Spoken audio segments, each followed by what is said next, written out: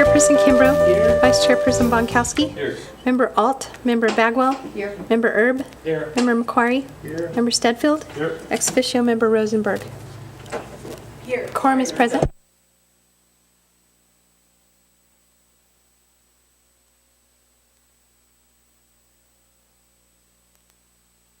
No, Mr. Chair.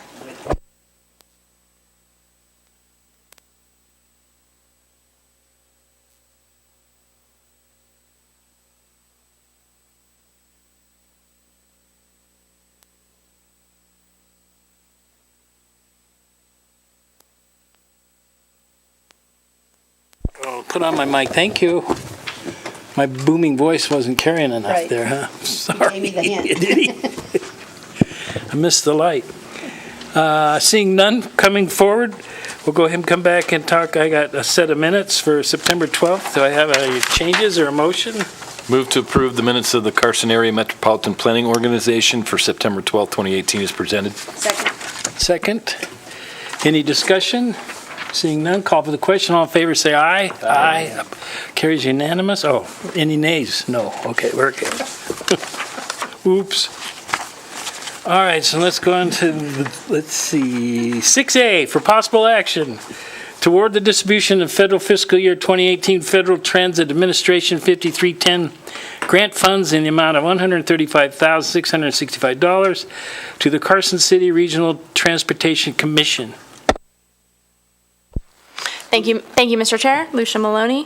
CAMPO has received one application requesting Federal Transit Administration FTA 5310 funding. The application came from the Carson City Regional Transportation Commission. They are requesting the CAMPO's full apportionment for this year, the amount of $135,665. Evaluation criteria that the board should consider is found in page 5 of the application. CAMPO staff have reviewed those evaluation criteria and do recommend board approval of this funding source to Carson City RTC. RTC staff are here to answer any questions you might have on their application. Happy to answer any questions as well. Thank you. Thank you. Any questions from board? Comments? Seeing none. Anybody from the public like to come forward? Seeing none, bring it back to the commission. Any motion? I move to award the distribution of federal fiscal year 2018 Federal Transit Administration 5310 grant funds in the amount of $135,665 to the Carson City Regional Transportation Commission. I have a motion. Do I have a second? Second. Commissioner Bagwell. Any more discussion? Seeing none, call for the question. All in favor say aye. Aye. Opposed? Carries unanimous. Wow, that's moving fast. Item 6B, that's right. Worked it out to the dollar. 6B for possible action toward the distribution of a federal fiscal year 2018 Federal Transit Administration 5339 grant funds in the amount of $133,626 to the Carson City Regional Transportation Commission. Lucia. Thank you, Mr. Chair. CAMPO has received a single application requesting Federal Transit Administration FTA 5339 funding. The single application was from the Carson City Regional Transportation Commission. They were requesting CAMPO's full apportionment for this year in the amount of $133,626. CAMPO board should consider the evaluation criteria found on page 5 of the application. CAMPO staff did review those criteria and found the application to meet the requirements, and thus CAMPO staff are recommending board approve award to Carson City RTC. Carson City RTC staff are here to answer any questions on their application that you might have, and I'm available as well. Thank you. Any questions of staff? One comment. One comment. Just for the record, this is a partial funding source, correct? That's correct. Any other comments or questions? Go ahead, Chaz. So the current buses that we're going to be replacing eventually are diesel buses right now, is that correct? That's correct. Yeah, I would like to request that RTC and CAMPO staff, when they evaluate the purchase of new vehicles, whether they're buses or whatever you use to drive around, that we evaluate the opportunity for electric vehicles. I mean, just this week on Monday, the IPCC came out with their latest report on the effect of the changing climate on the planet, and it is dire. And I think Carson City should be doing all it can to do its little bit to reduce greenhouse gas emissions. And I recognize that probably the initial cost is going to be higher, but when you look at life cycle costs, I think they could well be cheaper.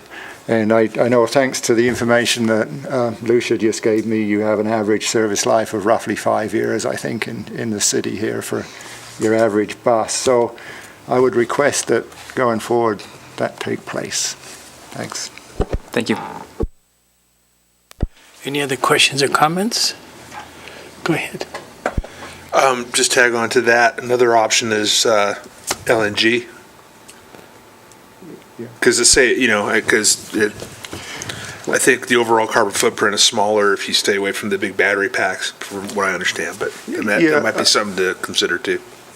Well, yeah, thank you, Greg, for that comment. But I happen to know that the city has looked at that, and the size of our fleet, even when you add everything up, Public Works and the whole kit and caboodle, is not really big enough to justify a fueling facility for that. And one other thing, while I'm on the electric side, I would just like to point out that an item we're going to hear later on about the One Nevada plan has a goal of sustainability in it, and I think this would fit in very well with that too. So, thanks. I'm not sure how I fit in the agenda, but I guess that's comments were okay for the motion that was made for discussion in the future. Maybe some report in the future to enlighten us, maybe. At least some action stage of how to put that into your program, which I don't know if I can bring that out of this recorded action item or not, but maybe after, at the end of the meeting, we summarize something. I can respond Future agenda that item. for future bus purchases and even transit planning under CAMPO, we would certainly consider all options before we go under a contract for future All bus right. purchases, be it electric or other opportunities. I just don't want to lose their comments somehow, that just go away. Okay, thank you. All right, is there anybody else with comments or questions to staff? Anybody from the public like to come forward to discuss this agenda item? Go ahead. Or bring it back for a motion. Okay.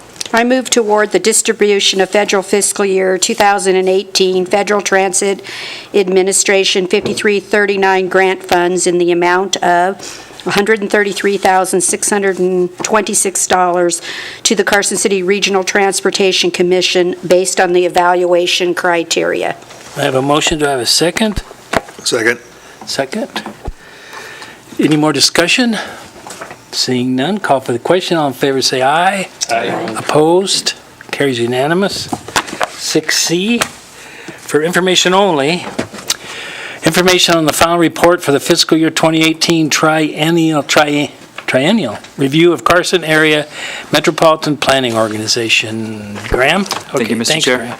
The Federal Transit Administration recently reviewed CAMPO's compliance with federal regulations in 20 administrative areas. 2 deficiencies were identified. Both were in one of the 20 administrative areas, the Disadvantaged Business Enterprise Program.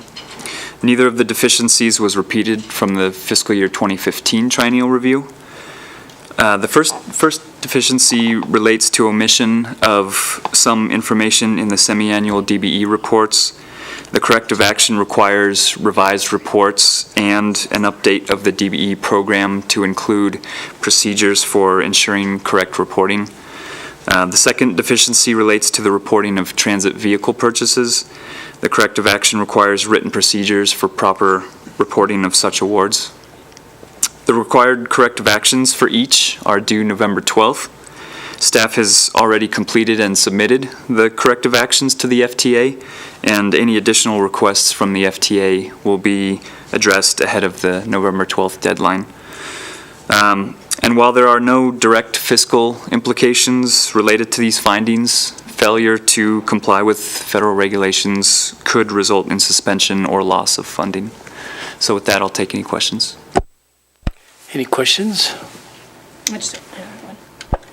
So on the error on the uniform reports, is it because the person that filled out the report checked a box wrong? I mean, how did we get it wrong on an actual report versus I understand the unreported vehicle was a special action, but how did we get the report wrong? What led to that? Sure. So I submit the reports. It was a misunderstanding of what all needs to be included in the calculations. So I've clarified that with them during the review and submitted reports that include all of their required entries. So you just misunderstood the threshold in the question? Yes. And marked it wrong? Yes. Okay, so it's just a misunderstanding of what it was asking you? Yes. Okay, thank you. Any other questions? Seeing none, anybody from the public like to come forward? Seeing none, that was an informational item. No action required. 6D, for information only, the Nevada Department of Transportation NDOT staff, Tim Mueller, presentation of the One Nevada Plan. I filled in the gap there, Tim, for you. Thank you, Mr. Chair, members of the RTC. CAMPO. Apologies. I wanted to start off and thank Sandra Rosenberg for being the NDOT champion for the One Nevada effort. Without her, I wouldn't be here talking about this today. So it's been a long, winding road, and you'll see some of that later on. And technology did not keep up with the evening, so it's not going to be shown on the screen. But everybody has a handout for it. Also wanted to acknowledge Supervisor Bagwell for attending the mobile workshop meeting back in September, just on the other side of the hallway in the building. Thank you for coming to that. And also Supervisor Bonkowski for seeing our One Nevada vehicle at the Carson City freeway opening when you rode your bicycle, I believe, to that event. Other people might have been at the freeway opening, but I saw him. And Mark, thank you for serving for many years on our statewide transportation technical advisory committee. Well, thank you, Tim. And with all of that, I'll open it up now for the plan itself. And on slide 2 there, all of the states in the U.S. are required to have a long-range transportation plan by the Federal Highway Administration. And what differentiates this plan from other plans that we've had in the past is that this will be a performance-based plan, and we've had policy plans before in the past. And really, it helps advance NDOT planning.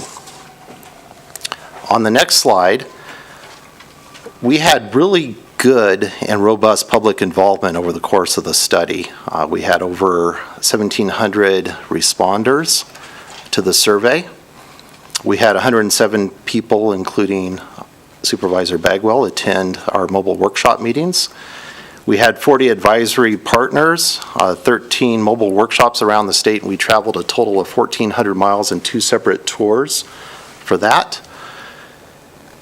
And after doing all of that, we were able to establish 6 goals and 1 ultimate vision for the One Nevada Transportation Plan. The next slide shows more of a hierarchical organization, if you will, with the public, our technical advisory committee, our steering committee, and ultimately NDOT management providing guidance, approval, and acceptance. It's another way to really look at our robust program that we have of outreach. Lots of different partners, anything from regional organizations like yourself to other state agencies, local governments, federal agencies, and really everybody in between. The next slide, the one with the dollar on it, is a really nice recap showing what the public would invest in if they had the opportunity to invest money in the transportation system of Nevada. And it shows that 31% of them thought maintenance and repair was the top priority. And the next 3 really tied very closely together: reliability and reducing travel time, safety improvements, and transportation system and economic expansion. Now, the reason I gave everybody a copy of the executive summary is on the very back of that, it shows our multimodal transportation system in Nevada. And there's lots of different parts to it. Anything from maintenance stations, we have 45 of those around the state. We have over 1,200 bridges. We have 5 urban transit systems and 38 transit providers. We have 4 commercial service airports and 45 general aviation facilities that we actually inspect for the FAA, because the FAA takes care of those commercial service airports, but the states have to do something to inspect those airports. And there's a lot of those. We also have 4.2% of Nevadans statewide either commute by walking or bicycling.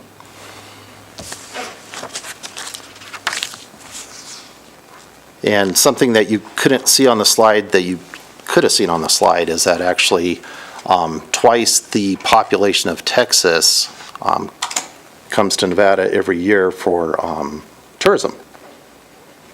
So that's a pretty big number. So imagine twice the number of people that live in Texas come to Nevada every year for tourism and conventions and different businesses, vacations. The next slide really recaps well that we have existing infrastructure. We have different modes that we're concerned with, and we're looking towards the future. Something that we did very differently in this study is we have testimonials for each of our 6 goal areas. And those goal areas are on the next slide. Enhance safety, preserving infrastructure, optimizing mobility, transforming economies, fostering sustainability, and connecting communities. In your executive summary on page 5, it has a short introduction for each one of those goal areas.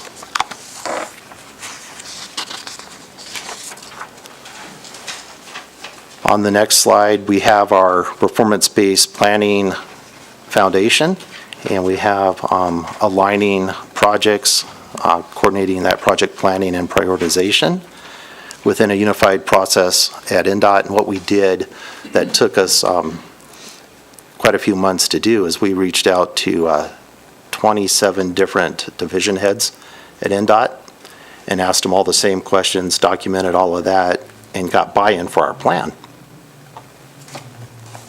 So we did in-reach at NDOT to help spread the ideas of the plan. The next slide shows our PLANA. That's one of our edits, is that it won't be listed as Plan A, but as PLANA. We have our different projects coming in a variety of different ways, from county tours and regional plans, like your RTP, and also in from different corridor studies that NDOT does and different needs studies. And it goes through a screening criteria of long-range planning. Looks at different investment allocations and different trade-offs. And it goes into different levels, mid-range, and then it also ultimately gets filtered by how much money is available in the statewide transportation improvement program.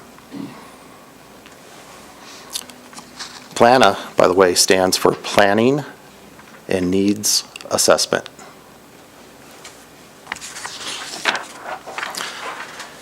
Next slide shows the process of how complicated it is to put together a performance-based long-range plan for the entire state. Right now, we're in the adoption phase of 2018. We will be developing some data tools, and then we'll be working through more in-reach, and then ultimately for performance-based planning. So really, it's quite a process, about a 4-year, 5-year process from beginning to end once the plan is adopted. The next slide shows our next steps. Right now we have the One Nevada plan at onenvplan.com, available for a 30-day public comment period that will expire on October 28th. Within the next few weeks, we will have a rebranded website. We, I think, are still planning on going to our transportation board in November for approval, and then asking the Federal Highway Administration for adoption shortly after that. What happens next? There's still work to do. The One Nevada effort will not just stop and become a dusty plan on a shelf.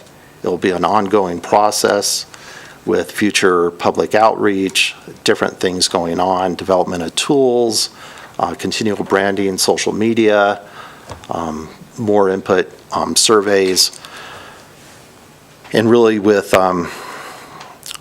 infusing more technology as much as we can into the transportation decision-making process, ultimately helping us to be more transparent. And with that, Mr. Chair, I'll entertain questions. Any questions? Go ahead, Laura. So just a question in general, looking on where Nevadans would invest, do you see the plan actually trying to target dollars that match what the public indicated the spending should be? Not that it'd be exact, but do you see it looking to say 31% should be in maintenance? It was a good exercise, I thought, when we went to the workshops to see what the general public thinks of expenditures. So I'm assuming the exercise was for a point. So do you see that becoming a guidepost for you? That's an excellent question, and something we've actually spent quite a bit of time on is we don't want to just ask people to respond to surveys if we're not going to do something with it. So yes, eventually, in the interim, I tried to make this all things to all people, and we're not quite there yet. What this does is really set a good foundation. So we're not quite there yet. We've identified a lot of data needs to help us bridge that gap and actually start allocating resources to those needs in that way. We're not quite there yet, but what this has given us is some insight to really where the public prioritizes. We get a lot of pressure from a lot of sources on accommodating growth. But what we heard from the public, and I don't know if it's statistically significant or not, but what we heard from this is very valuable in that we need to maintain our current system as well. Another federal requirement is the Transportation Asset Management Plan, and I know Carson has to do it as well. We've completed that plan, it's out there and available, but we're also working on an enterprise asset management system, which will help us, again, monitor all that data on how we're maintaining the system. So this was a long-winded way of saying we do value that input. It's going to work its way through our process. We're not quite matching up exact dollar percentages with our program, but it's helping advise that discussion because we typically have these silos of funding. And some of them are federal, which there's not much we can do about, but we also have the state ones, and we're kind of looking at, is that the right distribution of funds? So, yes, in a while. And, it'll take some time to get there. It's a living document, Right. but it'll help send the guidepost where you want to go. As Tim mentioned with that slide with the curvy path, is we still have a lot to do in terms of data and processes. So this is the foundation. As we work through a more detailed analytic process using data to drive it, that's going to be part of the discussion is our current distribution of funds appropriate based on what we're hearing from the public and stakeholders. Any other questions? I have one. Well, actually, how many people live in Texas? Do we have that number? Yeah, what do you, that was like, I have no clue there. I thought it was about 27 million, so I think Wow. there's about 54 million. Okay. If memory serves me correct. I'm trying to look through my busy slide that I in your didn't print notes? for you guys. On your notes, yeah. I actually cut that out so that you wouldn't have to look at this on your print. I figured Las Vegas probably gets a bunch of those, but.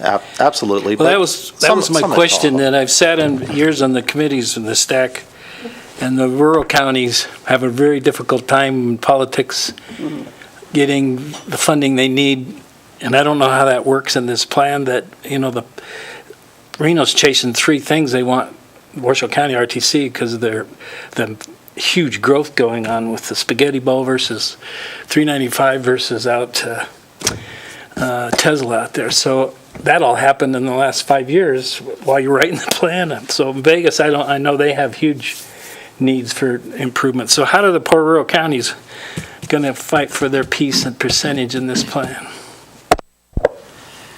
Thank you, Mr. Chair. One of the things that we did over the course of the study is we had a mock list of projects. I went around and looked at all 3 districts within Nevada, and Carson City is actually in District 2, which is based in Reno, and the Las Vegas district, and also the Elko district. And what we did is it was just a sampling of projects, anything from a multimodal project to a transit project to an environmental project to a capacity building project to a plan, I think, up in Reno. And we went through a exercise of ranking and prioritizing those projects. And out of those projects, there was a complete streets project in Ely that was less than a half-mile long, but it competed very well in terms of all of those other projects. I think it ranked on the list towards the upper half. And no matter really what we did on that that mock capacity building exercise, it did not move very far, maybe 1 or 2 either direction. So the criteria, and it's called multi-objective decision analysis, and it's an Excel-based tool, and it doesn't require any kind of software or anything like that, but that's one of the things that we're looking to utilize to rank and prioritize projects in the future. So the rural counties submit, and you have a system in place to compete with Clark County or Washoe County? We'll look to have that system in place. Yeah, all right. Yeah, we're Like- working on building that criteria right now. That was part of the comment about not quite having all the data we need. But the idea is to have we're working on a set of criteria that follow the goals of the plan, that every project competes kind of equally on. So, and there's been some concern about how does a safety project compete with a capacity project. What we're trying to do with limited funds is develop projects that meet multiple objectives, which is where that multiple objective decision analysis goes. So if there's a project in Ely, this one in particular, that meets multiple objectives, that will raise up to the top. But in addition, there's emphasis on maintaining our assets. So a lot of the rural projects, that's really the request, is just keep maintaining our roads. So there's also going to be, the hard part gets to factoring in the cost as well. So we're trying to prioritize to figure out assigning dollars. We don't necessarily have a great estimate yet, but there's also that value for cost consideration. So it may be a lower dollar amount with a bigger impact in the rural areas. I can't say for sure rural projects will compete equally or above. And back to Ms. Bagwell's comment is we're still going to have some categories of funding to make sure not all of the money goes to Vegas or to the rural areas, that there's still going to be some geographic distribution, but it's a way of kind of having projects equally compete on that, what's the value over multiple objectives over the cost. I hope that sort of made sense. Well, it's a very difficult plan, so it takes a planner to probably mentally capture all of that anyway. We're still working on that, and because it's taking long, there's a lot involved, we wanted to put this foundational plan out there, and then it's linked to our ESTIP and our work program, so you can see all of the projects we're considering at this point in time. They're not ranked yet. We're still working on that process, but over the next couple of years, we hope to develop that further and make it a really transparent process on how we prioritize and how we allocate funds, and it may not be exactly the same, right? Right. Thank you. May I add something, Mr. Chair? So I did just want to say that CAMPO has sat and participated in these process. We sit on the technical advisory committee with other MPOs in the state. Thanks to Tim and Sandra, they've been really great through the process of answering questions and providing information to myself as well as the rest of our team internally. I think for me, what's been really enlightening and really great about this whole process is it kind of takes that black box component out of NDOT. It kind of gets rid of the curtain. And so for us as CAMPO in the future, if we're looking at trying to package projects for grant applications, say, where we're trying to go after state money that's competitive. We've been in there from the ground up and looking at what the state's goals are and what's important to the state. And I think, being aware and being nimble in that way to help us package projects that are those multi-benefit projects, that'll help give us a leg up and be as competitive as we can be. So that's been really great, and they've been really good partners on this. So Good feedback, thank you. Any other questions? Take it out to the public. Anybody from the public like to come forward on this item? Seeing none, bring it back to the board. And this is information only, so there's no action to be taken. Thank you for your slideshow. It's all right, Tim, good job. And just a reminder, the plan is out on the draft plan is out on the website. We're still making tweaks to it and stuff, but until close to the end of the month, we're hoping to bring it back to our board in November, December at the latest. So please take a look, give us your feedback. Thank you. Now we're on item 7, future agenda items. thank you, Mr. Chair. I'm teeing up 2 items for next month, though generally we find a way to add additional items. I mentioned that staff have been working with NDOT and other MPOs for the past couple years on planning and performance measures, where we've been working on an interlocal agreement. So that agreement we anticipate bringing to you next month, and that's for coordinated planning and that types of things, those types of things. And we also owe you a federal fiscal year 19 obligation report, so we'll bring that to you as well. Thank you. Go ahead. And when I was looking at item 6C, they had a list of all the awards that were outstanding. Can we have a report that tells me, here's the award amount and how much we've used and what's left? Because it surprised me, we still have a 2014 award that's outstanding. So I'd just like a little bit of information. Is it because we don't have I'd just like to see where we're standing and the purpose and maybe how we can utilize some of these older grant dollars that are sitting out there. That's a great request. It may come on the RTC agenda, but staff will look into it. Either way, it's... Thank you. Thank you. Any other requests? Seeing none. Board comments. What? Oh. Ask for the Yes, well, so I guess, I don't know how that would be agendized. Lucia, I'd kind of leave that up to you when we set the agenda next time for here, about how we look at different ways of purchasing buses in an environmentally better situation. We can certainly bring an item.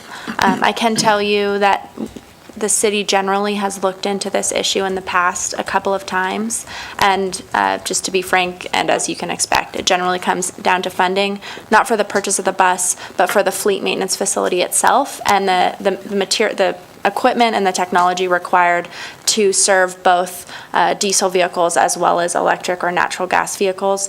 In past explorations has been cost prohibitive. That specific discussion, I think, might be more appropriate to the board in terms of fleet facilities, but in terms of jack buses and different considerations, I think that's very appropriate and we should discuss it here. So my understanding, Lucia, is that, we're several months, if not years out before we actually buy buses, right? Is that correct? Because you still need more money, or how does that work? No, no RFP has been released, and the specs haven't been developed yet, so there's still opportunity to look at different propulsion sources. So. Yeah, and I understand the maintenance issue there, but really we got to start at some point, right? And I'm just wondering whether if there's an opportunity to team with Washoe RTC, or I just think we need to poke it around a little more and look into it in more depth. And if we have time before we have to issue the RFP for the buses, I think that gives us that opportunity. So, Mr. Chair, I wouldn't necessarily want an item on the next agenda. I think staff probably needs more time to look into it again. Actually, I was going to give her that, but I didn't know if the deputy DAs get nervous about our discussion here or not from the chatter. So I was going to move it along just to put it on the agenda, maybe with some discussion about how that best be put on. If it's okay with the board, I will add it to the list for a future agenda item. All right, thank you. Any other items? Seeing none, Where was I at? Board comments. I'll start on the left. Any comments? Comments? Well, it's Sandra. First time. All right, so where am I at now? Number 9. This agenda's been posted for this agenda has been posted the following location. On Thursday, October 4. I don't need to put that. I didn't think I did. The next meeting is scheduled 4:30 Wednesday, November 14th. This is the last chance for any public to come forward if there's any items they want to bring in front of Campo tonight. Seeing none, I bring it back for adjournment. Do I have a motion? So moved. So moved. We are adjourned until 5:10. 5:10. Thank you.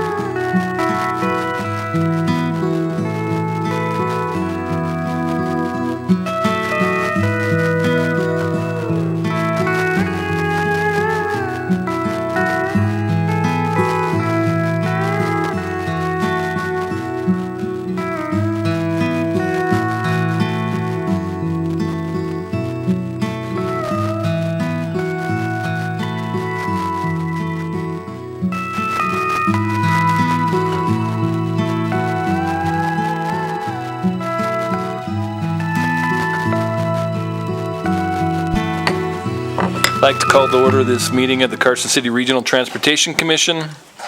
It is October 10th, 2018. We are in the Sierra Room in the Carson City Community Center. Kathy, can you call roll, please? Chairperson Bonkowski. Here. Vice Chairperson Bagwell. Here. Commissioner Kimbrough. Here. Commissioner McQuarrie. Commissioner Stedfield. Here. Quorum is present. Thank you. Agenda management notice. The chair may take items on the agenda out of order, combine two or more agenda items, or remove an item, or delay discussion. Do we have any changes to the agenda tonight? No, Mr. Chair, thank you. Thank you. Item 3, disclosures. Any member of the RTC have any disclosures to make tonight? I see none. Public comment. Is there any member of the public that would like to come up at this time and speak to any issue that would be under our jurisdiction? I see nobody approaching. Moving on to item 5, approval of the minutes. Has everybody had a chance to read the minutes? If so, I would entertain a motion. Move to approve the minutes of September 12th, 2018. Second? We have a motion and a second. Any discussion? Seeing none, all in favor say aye. Aye. Any opposed say nay. Passes unanimously. We are now on agenda item 6, public meeting items. Agenda item 6A for possible action to accept donations from the Rotary Club of Carson City and from APMFG Fabricators, Inc. for the purchase of 5 bus shelters for the Jump Around Carson Transit System, and to authorize the chair to sign letters of acceptance for the donations. Graham, this is your item. Thank you, Mr. Chair. The Jack Transit System has received commitments from 2 agencies, the Rotary Club of Carson City and APMFG Fabricators, Inc., for the purchase of 5 bus shelters. The Rotary Club has committed $3,000 and APMFG has committed $5,000 toward the purchase. Federal funds from an existing grant will also be used for this purchase, and the 2 donations will combine to cover the required 20% local match share of the purchase. There are more than 150 individual bus stops in the Jack Transit System, and fewer than 15% have bus shelters. The new shelters will be placed at bus stops selected based on ridership and right-of-way availability. Carson City Public Works street maintenance staff will be performing the installation of the shelters. And with that, on behalf of Jack, the RTC, and Carson City, I'd like to thank APMFG Fabricators, Inc. and the Rotary Club of Carson City for their donations. And we actually have some representatives here tonight with us from the Rotary Club of Carson City. So they're available for any questions if you've got them, but otherwise I'll field them. Would you guys like to come up, make a statement? I'm seeing shaking heads. Only if forced, huh? Well, on behalf of the RTC at Carson City, we'd like to thank the Rotary Club, and we'd like to thank APMFG, which is the actual company that manufactures the bus shelters, and they've made an offer to donate $1,000 for every bus shelter that we have them fabricate and purchase from them. Yes. And do you know if they have made that offer to other MPOs around the state as well? I'm not aware of any other such donations. Okay. It's a generous offer, and we would gladly take it. Are there any questions from any of the commission members? Just a comment. This will fit into why I asked the question previously on looking at what grant dollars we have out there, because I think a lot of times organizations might be willing to become match for issues if they even knew we had dollars available. And so I'm interested maybe in looking at those and seeing if there's programs and announcements that we can make, even to the general public, that might want to do more of these bus stops. So that kind of segues into the whole discussion. And again, thank you guys so very much. We really appreciate how much you care about the community. So thank you. Additional comments from the commissioners? Mark? I'm going to ask a simple question. I just wanted to make a comment too, because I live out near the hospital and I see people out there cold and freezing and standing in all types of weather. This is great. Wonderful. I was wondering, do they get a little tiny plaque or something on the, to give them credit for that? Yes, there will be a Rotary Club symbol on each of those shelters. It's great. Yeah, this is really a great program, and the match is great. And big accolades to the Rotary to quadruple their money here. Thank you. If it's okay with the board, I would like to add kudos to Graham because this is sort of a pilot for Carson City where we're trying to leverage existing federal dollars and find that local match dollars, which is just critical, and to coordinate across the Rotary and the shelter manufacturer. It was a lot of work. So it seems packaged clean and easy, but he put in a lot of hours and we really appreciate it. How did the Rotary find out about this program? They actually sought us out. Oh, cool. They got the idea, one of their members got the idea from another place that they had visited where they saw Rotary symbols on bus shelters. So. Great. Have the locations for these new shelters been identified already? We have shortlisted them. Right now, we're looking into right-of-way at each of the locations, but we did kind of select some based on ridership, activity at that stop. So.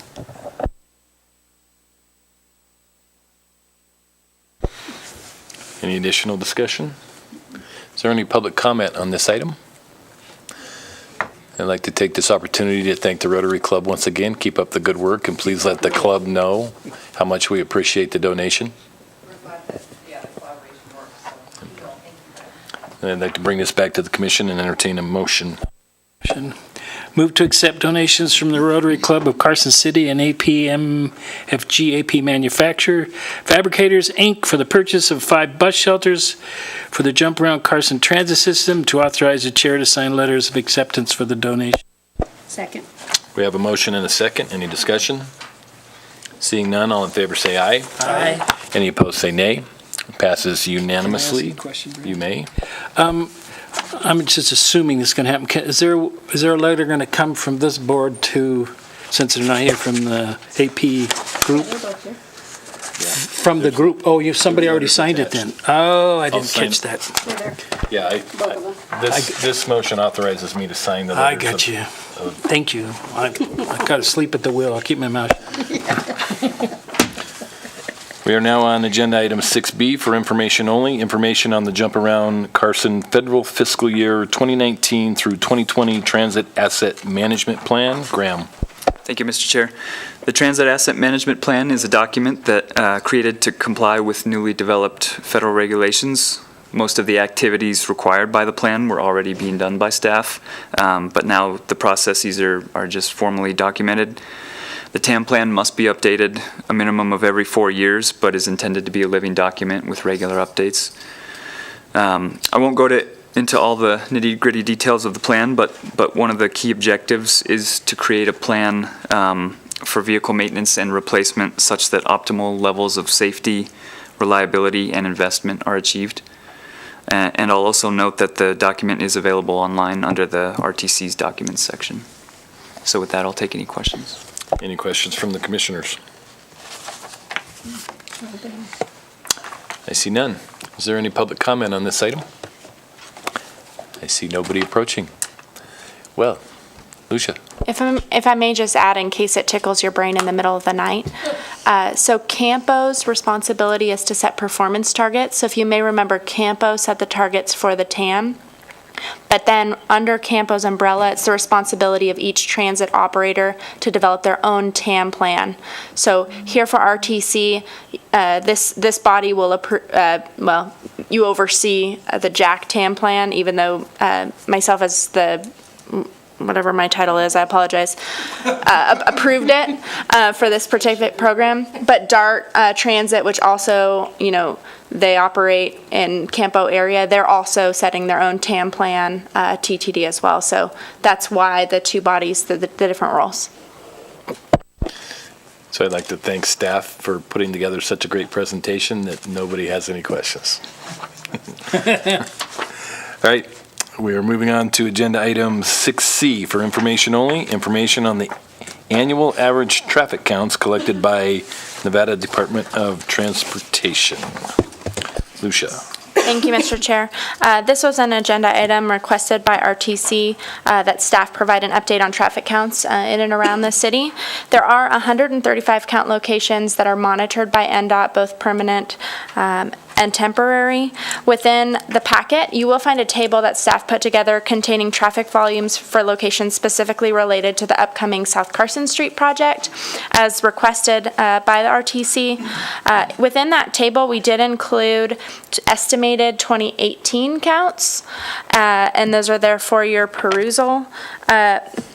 Summary of the data: if you take those 10 count stations and you sum the 2017 average daily traffic and you sum the 2018 average daily traffic to give you an overall picture of traffic in the area of those 10 counters, it's reduced by roughly 8% from 17 to 18.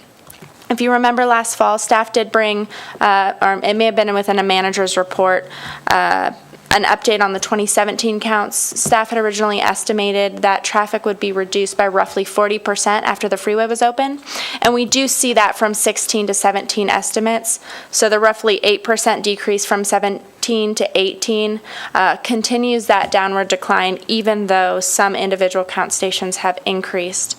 I will point out on that table where you did see increases, they're generally related to the highlighted cells. In those instances, counts were estimated by NDOT, as opposed to the more detailed number that it's rounded number, so it's an estimate. Mark Wooster, and I'm going to butcher his title, but he's the Traffic Systems Information Systems Assistant Chief, and he's here from NDOT. He oversees this program, and so he's here to answer any questions, and you may have additional details to provide, but hoping to have a good discussion. Thank you. Love to have your comments.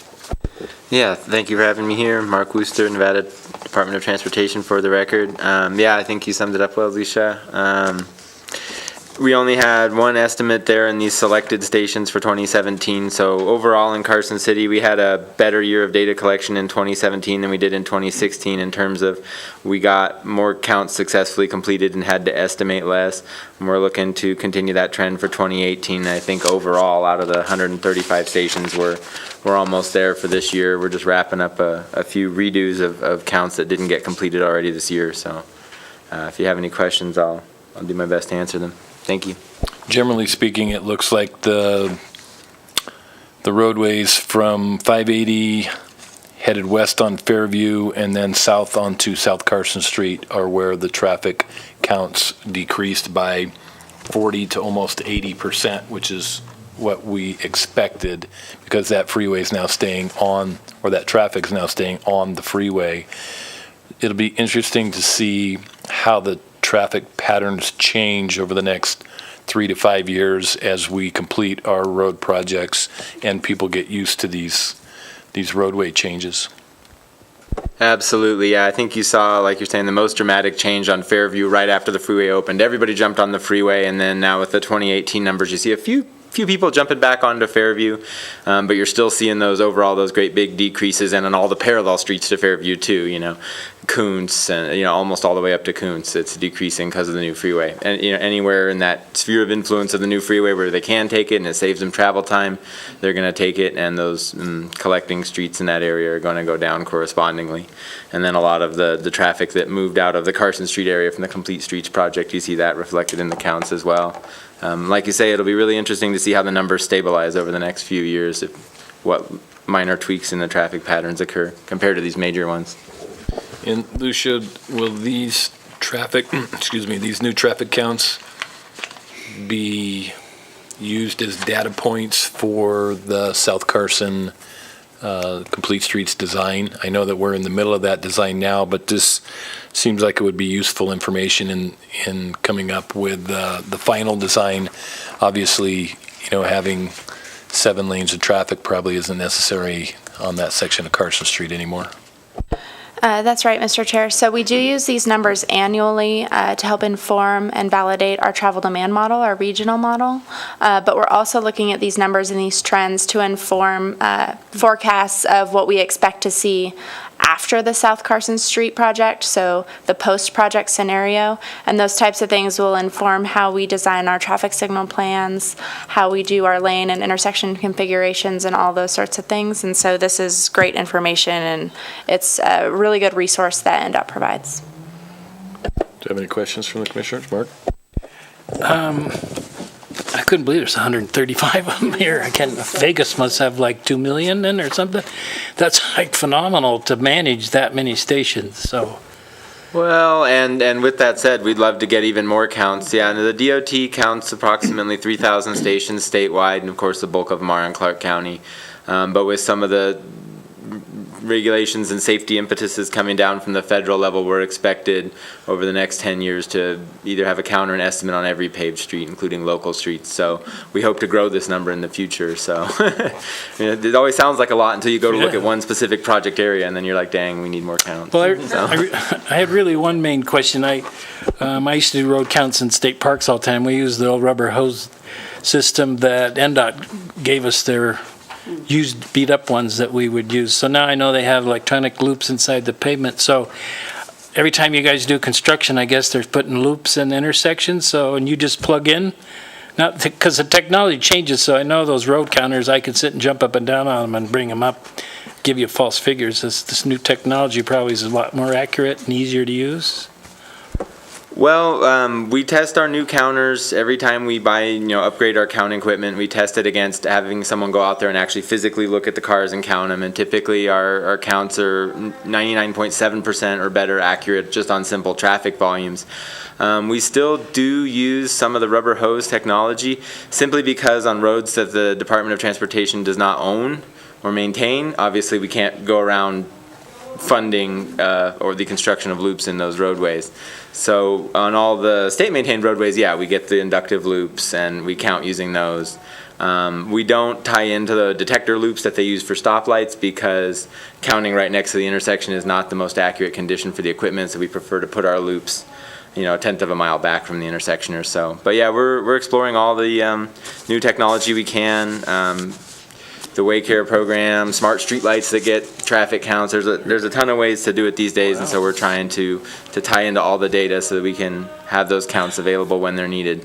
That's an ongoing process. That technology is rapidly evolving. Streetlights that make counts, huh? I just heard about that one yesterday at the TRPA meeting, so I'm looking forward to learning more about that. We still, our main sources still are inductive loops and then the hose counts. Thank you. Thank you.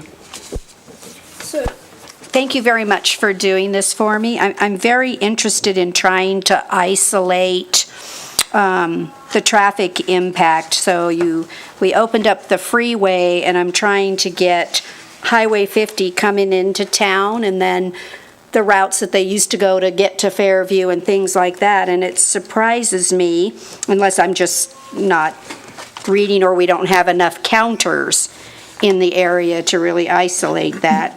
So if I'm reading this correctly, the US 50, 385 feet west of Airport Road.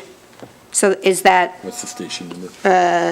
250172, bottom of page 125. Well, anyway, I'm surprised that looks very stable, that I don't see, it appears, and that's what I get from the public, which is why I asked for the item, is they really think the traffic is coming in much more heavy from Dayton.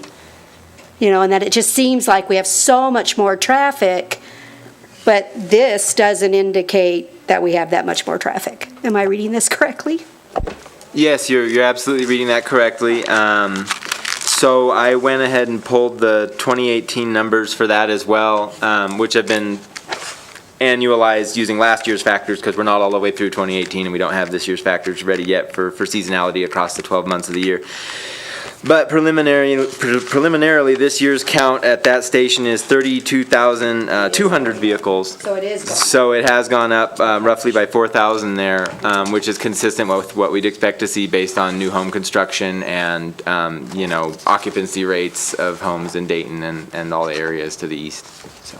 Okay. I feel a little bit better because it's just important when we're making all these road decisions. I really like this data to help support and then to be able to kind of model looking at the past when we changed this and how long does it take the public to find their best path, right? So it was interesting to note that it's up or down a little, and then as a year or two goes by, everybody has figured out, is it faster to get on the freeway or faster to stay on some of the local roads? So thank you very much. I think and hope that it will help the public understand and support some of the decisions that we make, because data helps.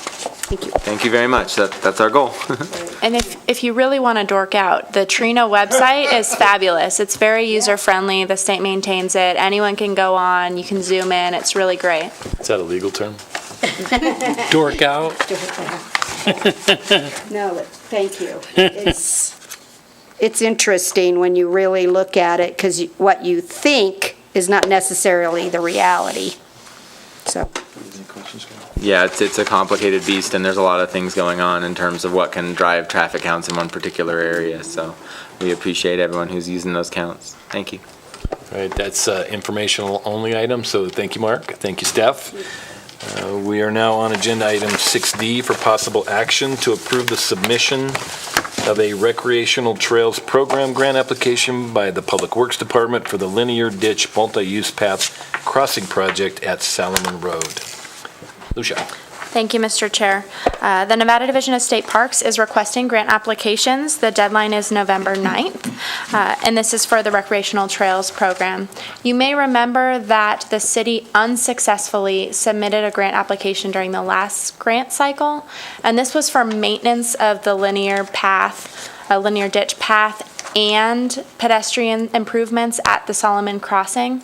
After receiving feedback from the grant staff that maintenance of trails that they have funded is not competitive, this year staff have removed that maintenance piece of the trail, and we've really honed in the design for a rapid rectangular flashing beacon, an RFB, across Solomon. Solomon is a 5-lane arterial roadway with a speed limit of 35 miles an hour. The proximity of the elementary schools, nearby neighborhoods, and regional use of the path, which is really well used. This is a critical safety improvement that staff feel is warranting a second chance at this grant application. The cost is estimated at $60,305. The grant would require a 20% local match of $12,061. RTC does maintain, the budget does maintain a line item for safety improvements such as these, so funding for the local match would come out of that pot of money. It is 90% designed roughly. There's really not much to design, but there's an exhibit in the staff report for you. If you have any questions, I'm happy to answer them. Go ahead, Mark. Oh, my light was on. So I did this last time, and I'm gonna do it one more time. And it's not to point fingers, but I'm very familiar with this piece and having ridden it with my grandkids. And it goes up to Governor's Field, and it dumps you on the roadway. It doesn't go anywhere. And it's really dangerous because my grandson flew off the sidewalk into the lane of traffic, but there were no cars there because it's really narrow and the fence is on one side. So I'm hoping maybe somehow I can work with Carson City to get them into Governor's Field or something that ends that, because now we're encouraging more people to use that linear trail, which is exciting and supportive. But that's a really bad piece where it just dumps you right onto Roop with no markings or anything. You're all of a sudden you're there. So it's just something to put on the list, not to give you a job assignment, but I think it's even more important now that we address that somehow with parks. Absolutely, Mr. Kimbrough, and it has been on the list since your last comment. We have had several discussions, including Mr. Schultz, and I have met with NDOT staff regarding a connection across. There's a parking lot there, and then how we would get it next to the Governor's Field and connect. So we have this whole trail system. The status of the next kind of stage of that would be we're looking at it as a separate project, but also related to the South Carson Street project and how Stewart Street comes in and how we connect the trail from Stewart Street across over to Governor's Field, over to this crossing for this grant application. So absolutely, it's on the list. Thank you.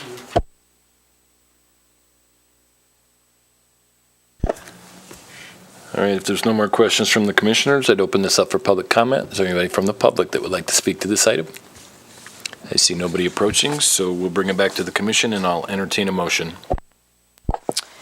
I move to approve the submission of a recreational trails program grant application by the Public Works Department for the linear ditch multi-use path project at Solomon Road. Second. We have a motion, we have a second. Any further discussion? Seeing none, all in favor say aye. Aye. Any opposed say nay. Passes unanimously. We are now on agenda item 7, internal communications and administrative matters, non-action items. Item 7A, transportation manager's report. Lucia? Thank you, Mr. Chair. At the last meeting, staff were asked to look into pedestrian crossing of William near State Street where the Starbucks is, with those new apartments going in. We have contracted with Traffic Works. We have an existing on-call contract, but we've issued a task order to Traffic Works to look at this for us and analyze pedestrian crossings and safety of that facility getting folks to Mills Park. So I don't know if I will have an answer for you by November, but when I get that report and we're able to understand costs and options, we'll bring that back to you. And the first units there are going to be closing escrow on Monday, so it's good timing. You know, we want to address that sooner rather than later. We appreciate the comments. Did you get my email about McCarran and over by Rattlesnake Mountain? They have a skate park next to a park. And I was going to take pictures, but I'm doing like 40 mile an hour, and I don't think it's very wise. But just something to look at, and it may not work, but it's an idea. That's what they had to do. They had to put a fence up right down the center line so they can't cross the road. I did forward that Okay. email to our consultant. Okay, thank you. Thank you. Also an update, just to let you know, staff have not heard back on our bicycle-friendly communities application, but we were told that we should expect to hear a response in November. So maybe not by the November meeting, but we will let you know as soon as we hear. And I should have mentioned it in the last item, but the linear ditch trail, the linear path, it has been closed, as you all know, due to us really not receiving that grant last year, and it needed work, and it was unsafe, so we have had it closed. Jen Budge and the Parks Department has been managing that. They have a contract. If the work isn't done yet, it will be done in the next 2 weeks, and we'll reopen that trail. So that's a really great update. And that concludes my manager's report. Any questions on the manager's report? Then we're moving on to 7B, street operations activity report. Thank you, Mr. Chair. Item 7B, this is always a non-action item, but I would like to report to you that I am looking at the format of this report. It's not the most visually appealing, and I'm not convinced how helpful it is to you all. And I would submit request comments from RTC if you have any on format and or information contained within this report. Is it useful? Is there anything additional that you would like to see? Would you prefer it in chart format or other visual graphics that may make you excited about street maintenance? I would appreciate any comments that you might have. Regarding the data within this particular report, which is for August, I did want to highlight the weed abatement. This is the time of year, August, when we do weed abatement. Sidewalk and flat work, we have our concrete crews out. They're going full steam, man. They do a really good job. We do remove a lot of debris. There was a project that we did on Hillview between Kuntz and Valley View, and repaired a drainage ditch. And I did also want to compliment our crews that go out and help with our pavement markings. You'll see a lot of signs and markings that they've been knocking off the list. You've seen them out there. They do a really good job, and so that's on this report as well. If you have any questions or comments on the format, I'd really appreciate it. I do read the report. I think it's good information. If there are ways to better format it, I'm open to that, but I do think that we should keep the report. It's just really just a matter of how do you want to format it and clean it up. Any other comments from the commissioner? Well, I actually really liked the report when I asked for it. I think it just gives the public an opportunity to understand all that Public Works does. I think some of these are the unsung heroes that work hard, and so it also helps me determine, like, I might, for the next on a future agenda item, I'm interested in, like, understanding the tree pruning, so I'd like to, you'll see me, I'm going to ask for that, so it doesn't matter, but I think this leads us to help inform the public, because I have a lot of questions on trees. Who owns the tree? When do we do it? When don't we do it? So, I think we have a lot of unsung heroes and a lot of work we do that without the report, no one would know, so I'd like to keep it. Okay, thank I would love to see some of your thoughts on paper to enhance it, so I don't want to pop the bubble there, but sometimes if you could connect that to a person or a department would help maybe, so we know the tree pruning where or who, or maybe the tree crew, or some way to give credit to the staff that maybe does it, because they're saying here, we like to give credit to the unsung heroes here. So I don't know if you can do that. I know it's really hard to get maintenance to write this stuff down. So the more that it's requested, that's easier to make it a requirement for the staff. I know that. So If the RTC would like to request that as a future agenda item, then I won't be the bad guy. I would love to put that on a future agenda. so moved. Coming up in Kinda. 2 items. Any further questions on the street operations activity report? All right, then we will move on to the project status report. Thank you, Mr. Chair. This is item 7C, project status report. South Carson Street Complete Streets project. We are moving forward on this project, as you know. The 30% design has been completed and is being circulated across Public Works staff and other city staff for comments internally. You'll hear it in a second, but we're going to attempt to bring the 30% design to RTC in November. I do have a question on that, Lucia. Sure. Just in the grammar under the status report on that item, it says roundabout design and independent cost estimation services were approved by the Board of Supervisors. However, the Board of Supervisors did not approve the roundabout design. I assume that means the roundabout design cost estimation service?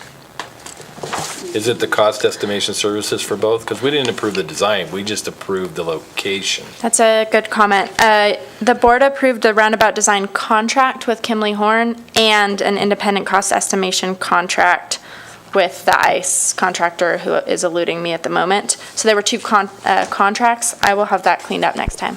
Right, I just want to make sure that the public knows that we did not approve the design of the roundabout, and in fact had a lengthy discussion about the ability to make changes to the design going forward based on the location and the traffic study that gets done.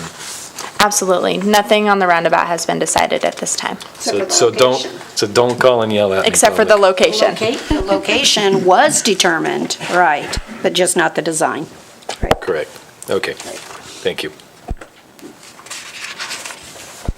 The multi-use path project to Colorado Street is in design. We did receive the notice to proceed, and so we are moving forward on that. We're still on schedule to construct next construction season. The Fairview Drive reconstruction project, this has sort of been hanging out there for the past couple months. There is a draft LPA agreement. However, as I mentioned to you before, RTC staff and Public Works staff generally, we're really striving to create these kind of multi-benefit projects. We've been trying to work in a sewer and a water component to this project. It's taking some time, and to ensure project efficiencies and stretch city dollars as far as we can, a decision was made this morning, actually. We're probably going to push this to 2020. And so I will provide additional information once I get confirmation on that, but this will not be coming to RTC in November.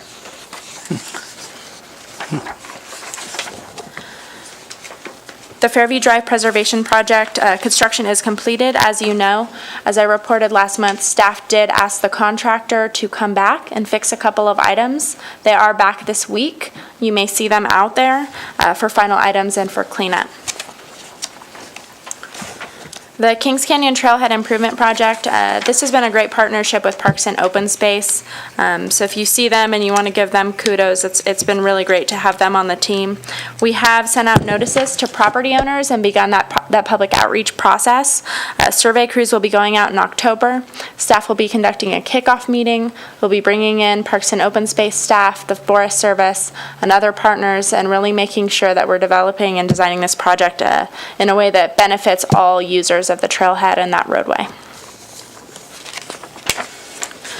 The Stewart Street pedestrian signal project, we did receive notice from NDOT last Friday, I believe, that their contractor for this project has requested that the schedule move to the spring due to the cold weather at night. They're concerned that the slurry and the timing required to install and construct will be prohibitive by the weather. And so the schedule for this project has slipped to the spring, and you'll see the schedule update on the next month's report. CDBG College Parkway improvements. We are aiming for construction this summer. This is just going through the environmental clearances process to receive notice to proceed on project design.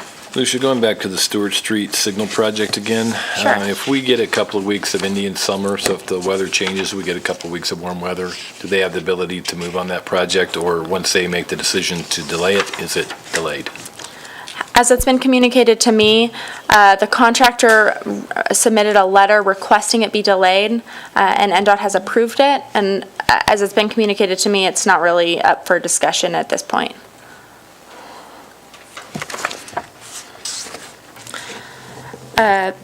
On to page 9 of this report, the freeway multi-use path project to Edmonds. We are moving forward with this. We anticipate a kickoff meeting with NDOT staff in the next couple of weeks and move forward through the LPA agreement process and going into design. And then finally, the Airport Road Sewer Replacement Project. This project was discussed at a prior meeting where RTC approved $160,000 in STBG funding.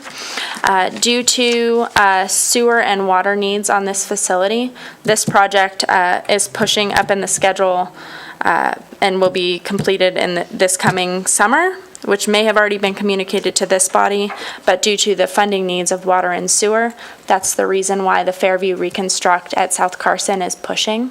And so again, it's a good thing, and that city divisions are coordinating, and just sometimes we can't move as fast as we want on some of these projects. So from a funding perspective, transportation projects are good and moving forward. It's just that Fairview Reconstruction got pushed a little bit. So happy to answer any questions for you on this item. Any questions from the commissioners on the project status report? All right, moving on to future agenda items. Thank you, Mr. Chair. It's looking to be a light month, November. I did mention we're hoping to bring a 30% design for the South Carson Street project. That will be the big agenda item. There are a couple of other items we're working on, but it may be a very light agenda. So possibly you could ask your tree pruning people to just give us a report on the house. You know, how does someone request it? Do they monitor? Do they look for trees? I mean, how does the whole process work? So I would love to have that to answer questions for the public. Thank you. We will see what we can do, and I've also, I will speak with Jack's staff to see what we can do about a funding update as well. I would assume there's probably two criteria too. There's trees in the city right of way that extend into private property and trees in private property that extend into the right of way. Problems. Yeah.